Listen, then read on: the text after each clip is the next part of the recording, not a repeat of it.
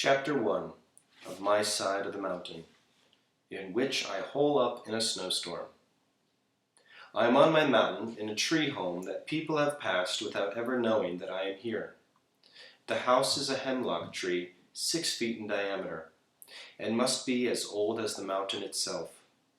I came upon it last summer and dug and burned it out until I had made a snug cave in the tree that I now call home.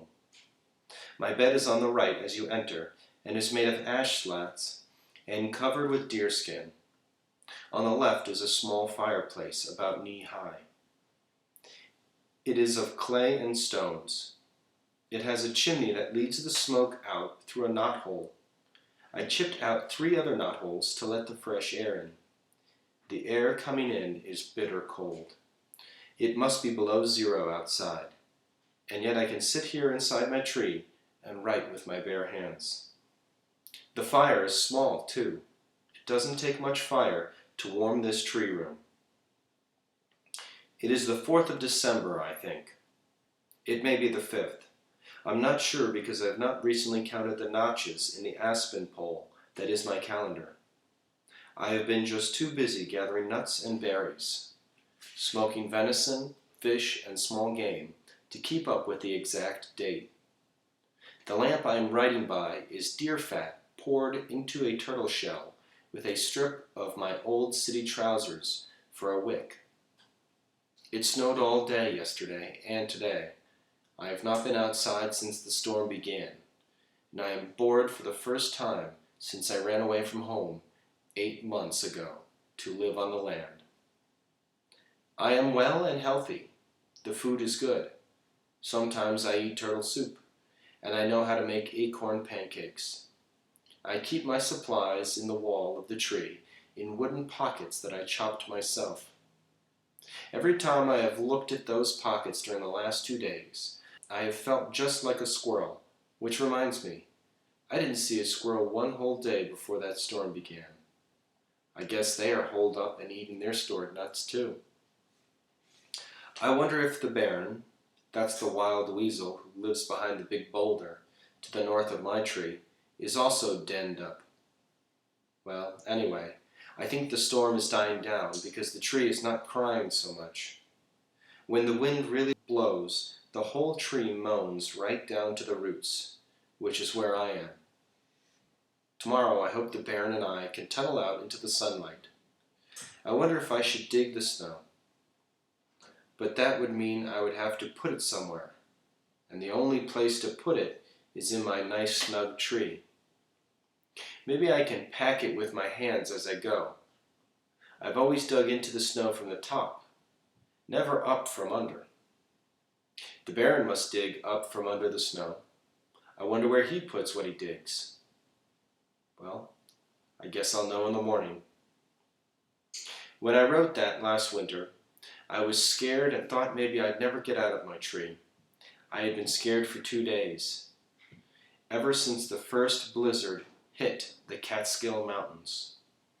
When I came up to the sunlight, which I did by simply poking my head into the soft snow and standing up, I laughed at my dark fears. Everything was white, clean, shining, and beautiful. The sky was blue, blue, blue. The hemlock grove was laced with snow. The meadow was smooth and white, and the gorge was sparkling with ice. It was so beautiful and peaceful that I laughed out loud. I guess I laughed because my first snowstorm was over and had not been so terrible after all. Then I shouted, "I did it!" My voice never got very far. It was hushed by the tons of snow. I looked for signs from the Baron Weasel. His footsteps were all over the boulder, also slides where he played. He must have been up for hours, enjoying the new snow. Inspired by his fun, I poked my head into the tree and whistled. Frightful, my trained falcon flew to my fist, and we jumped and slid down the mountain, making big holes in trenches as we went. It was good to be whistling and carefree again, because I was sure scared by the coming of that storm.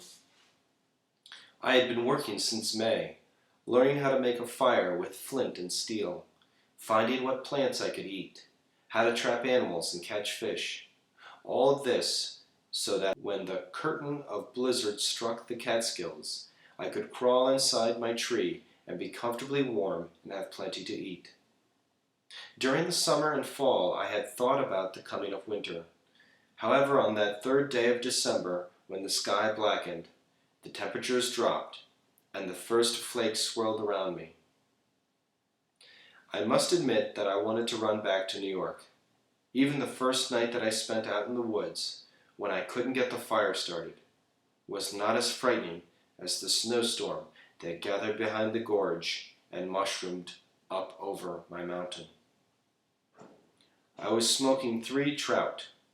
It was 9 o'clock in the morning.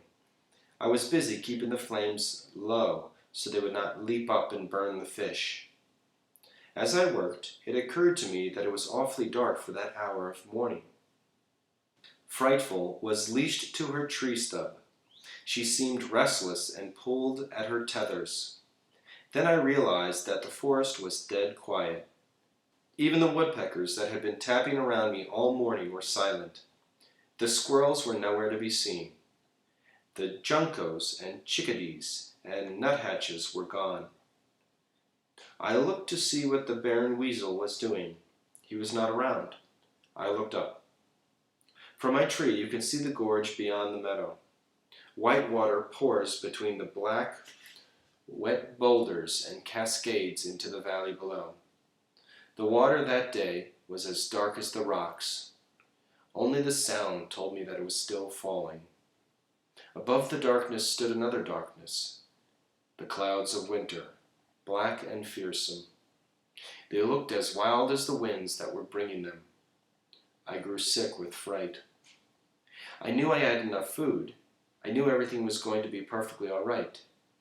But knowing that didn't help. I was scared. I stamped out the fire and pocketed the fish. I tried to whistle for Frightful, but couldn't purse my shaking lips tight enough to get anything out but so I grabbed her by the hide straps that are attached to her legs, and we dove through the deerskin door into my room in the tree. I put Frightful on the bedpost and curled up in a ball on the bed. I thought about New York, and the noise and the lights, and how a snowstorm always seemed very friendly there. I thought about our apartment, too. At that moment, it seemed bright and light and warm. I had to keep saying to myself, there were 11 of us in it. Dad, Mother, 4 sisters, 4 brothers, and me. And not one of us liked it, except perhaps little Nina, who was too young to know. Dad didn't like it even a little bit. He had been a sailor once, but when I was born, he gave up the sea and worked on the docks in New York. Dad didn't like the land. He liked the sea, wet and big and endless. Sometimes he would tell me about great-grandfather Gribley, who owned land in the Catskill Mountains and felled the trees and built a home and plowed the land, only to discover that he wanted to be a sailor. The farm failed, and the great-grandfather Gribley went to sea. As I lay with my face buried in the sweet, greasy smell of my deerskin, I could hear Dad's voice saying, "That land is still in the family's name. Somewhere in the Catskills is an old beach with the name Gribley carved on it. It marks the northern boundary of Gribley's Folly. The land is no place for a Gribley." "The land is no place for a Gribley," I said. "The land is no place for a Gribley. And here I am, 300 feet from the beach with Gribley carved on it." I fell asleep at that point, and when I awoke I was hungry. I cracked some walnuts, got down the acorn flour I had pounded, with a bit of ash to remove the bite, reached out the door for a little snow, and stirred up some acorn pancakes. I cooked them on top of a tin can, and as I ate them, smothered with blueberry jam, I knew that the land was just the right place for Gribbly.